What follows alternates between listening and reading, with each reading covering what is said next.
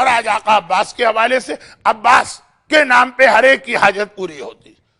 ایسے ایسے واقعات، معجزات، کرامات، اور ہمیشہ بھی، آج کل بھی، آج کے زمانے میں بھی آنکھوں کے سامنے. کوئی وجہ تو ہوگی نا.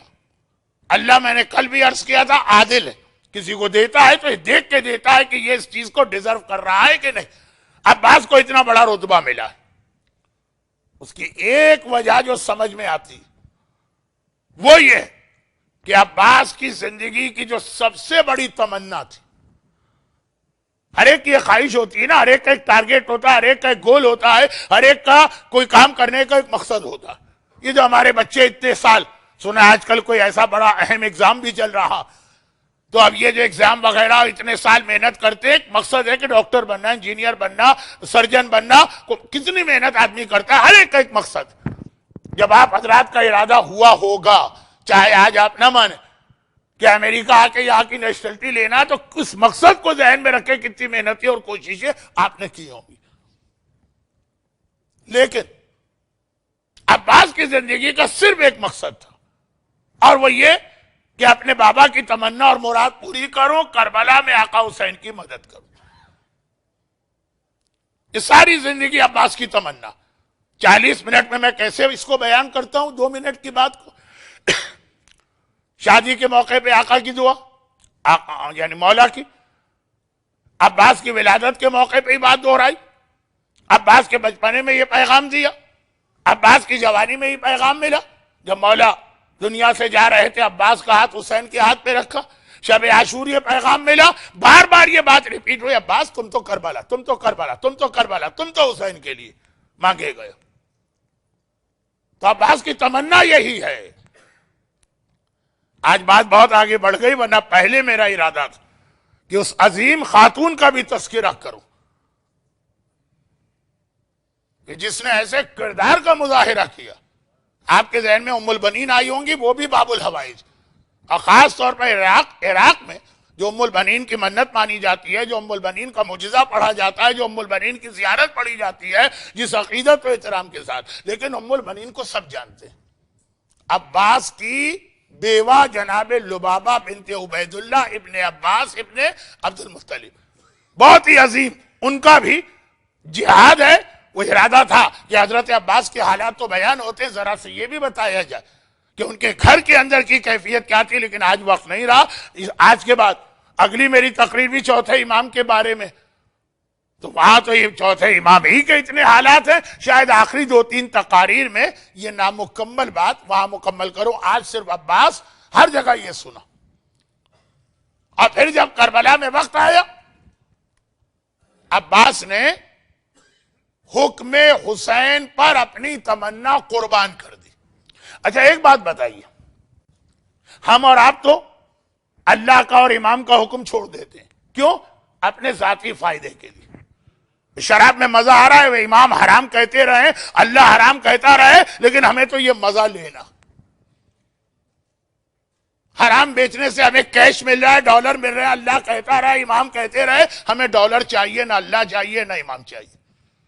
یعنی کوئی اپنی زبان سے نہیں کہتا، لیکن ایکشن، باڈی لینگویج وہ بھی تو بتاتی ہے نا. اللہ کہتا رہے، امام کہتے رہے، عباس کہتے رہے، حجاب حجاب حجاب. ہم امام باڑے میں تو حجاب کر لیں گے، اس کے باہر نہیں کر سکتے حجاب. مزہ آتا ہے بے حجابی میں، مزہ ہوتا ہے نا، ورنہ کیوں کرتے بے حجاب؟ ایسا کوئی قانون نہیں ہے کسی حکومت کا کہ بے حجاب نکلو تو روزانہ تمہیں $100 دیے جائیں گے، بلکہ بے حجاب نکلنے پہ ڈالر خرچ کرنا پڑتے ہیں. ہمارے انڈیا پاکستان میں بہت سی عورتیں، میں ذاتی طور پہ جانتا ہوں، اس لیے برقع پہن لیتی ہے کہ برقع پہننے کے بعد نہ کپڑوں کی فکر، نہ زیورات کی فکر، نہ میک اپ کی فکر ہے، گئے کام کر کے آگے. اب بے حجاب نکلیں گے تو پھر تو بیوٹی پارلر اور میک اپ اور یہ سب بھی ہونا چاہیے. خرچ کرنے کو تیار، کیوں؟ مزہ آتا. ہم اور آپ یہ سارے اپنے مزے کے لیے، نہ اللہ یاد رہتا ہے، نہ امام، نہ عباس. لیکن عباس ذرا دیکھیں وہ کیا قربانی دے رہے ہیں.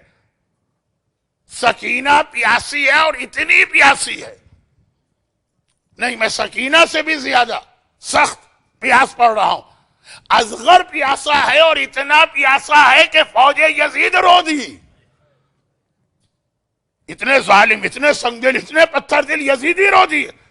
کیا عباس نہیں دیکھ رہے تھے یہ منظر؟ اصغر کی شہادت اور عباس کی شہادت میں فاصلہ ہی کتنا. عباس دیکھ رہے ہیں اور طاقت رکھتے ہیں کہ تلوار چلا کے پانی لے کے آ جائیں.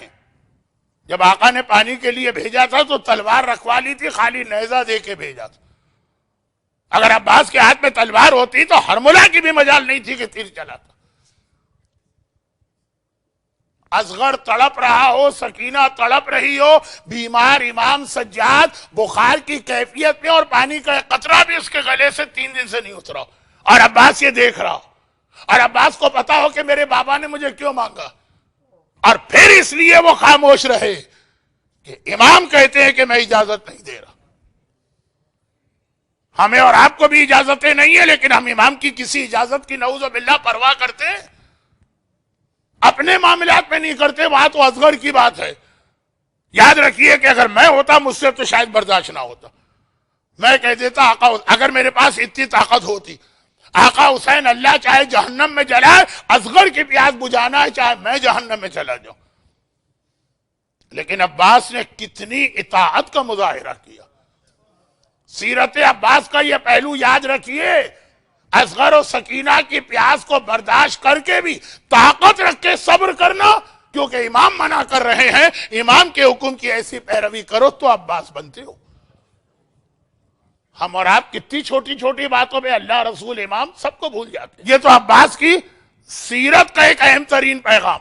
دیکھو، حکم خدا اور حکم دین کے بارے میں کبھی بھی کمپرومائز نہ کرنا. جو آ گیا حکم آ گیا، آنکھیں بند کر کے ماننا. برحمتک یا ارحم الراحمین وصلی اللہ علی محمد و